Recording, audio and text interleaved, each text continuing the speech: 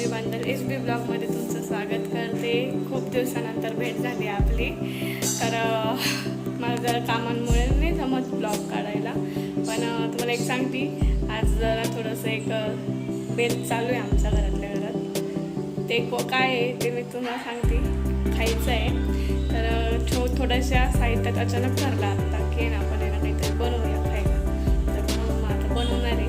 तर blog continue बघत राहा, लाईक कमेंट शेअर सबस्क्राईब करायला विसरू नका। आणि असेच नवीन ब्लॉग तुमच्यासाठी घेऊन येणार आहे मी। काय बनवते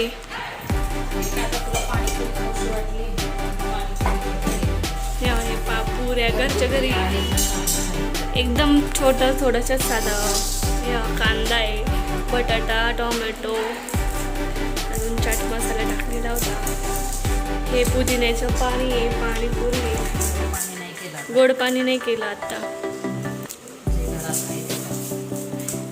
केलं। आता मम्मी ना पुऱ्या हे करते, बनवते, या तुम्ही पण खायला। जगच भरले आता मस्तपैकी हिरो हिरो। आता आहे ना आपण चाट मसाला टाकू, सगळ्यांचा फेवरेट येतो।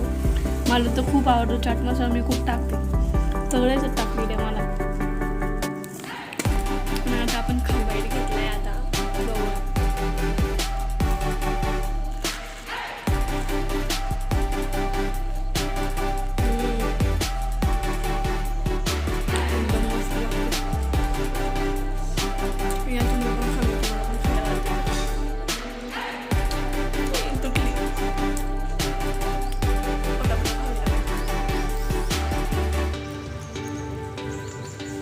जरा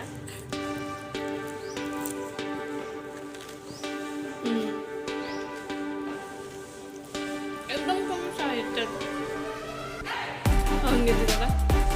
एकदम कमी साहित्यात आहे ना बनवली आहे, पण खूप छान झाली। खूप छान बनवली घरातल्या घरात, एकदम मस्त।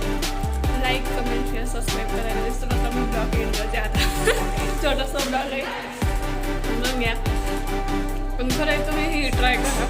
फक्त कांदा, टोमॅटो, बटाटा उकडलेला ते आहे ना आपण मिक्स केलं नाही का, मीठ टाकलं थोडं आणि हे टाकलं, तिखट टाकलं आणि ते मिक्स केलं आणि चाट मसाला टाकला।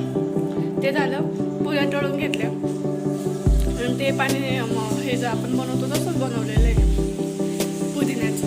तर फक्त बाकी त्यात पण चाट मसाला टाकला आणि फक्त भरून घेतला,